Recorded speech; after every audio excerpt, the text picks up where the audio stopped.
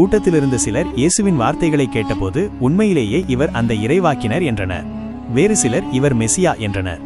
ஆனால் இன்னும் சிலர் கலிலேயாவிலிருந்தா மெசியா வருவார், மெசியா தாவீதின் குடும்பத்திலிருந்து வருவார் என்றும் தாவீது வாழ்ந்த பெத்லகேம் ஊரிலிருந்தே வருவார் என்றும் மறைநூல் கூறவில்லையா என்று பேசிக்கொண்டனர். இவ்வாறு அவரை குறித்து மக்களிடையே பிளவு ஏற்பட்டது. அவர்களுள் சிலர் அவரை பிடிக்க விரும்பினார்கள். எனினும் எவரும் அவரை தொடவில்லை. காவலர்கள் தலைமை குருக்களிடமும் பரிசேயரிடமும் திரும்பி வந்தார்கள். அவர்கள் காவலர்களிடம் ஏன் அவனை பிடித்துக் கொண்டு வரவில்லை என்று கேட்டார்கள். காவலர்கள் மறுமொழியாக, அந்த மனிதர் பேசுவது போல எவனும் எக்காலத்திலும் பேசியதில்லை என்றார்கள். பரிசேயர்கள் அவர்களிடம், நீங்களும் வஞ்சிக்கப்பட்டீர்களா?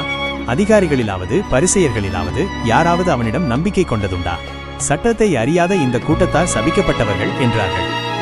அவர்களுள் ஒருவரும் ஏற்கனவே இயேசுவிடம் வந்தவருமான நிக்கதேம் அவர்களிடம், ஒருவரது வாக்குமூலத்தை கேளாமலும் அவர் என்ன செய்தாரென்று அறியாமலும் அவருக்கு தீர்ப்பளிப்பது நம் சட்டத்திற்கு முறையன்று என்றார்.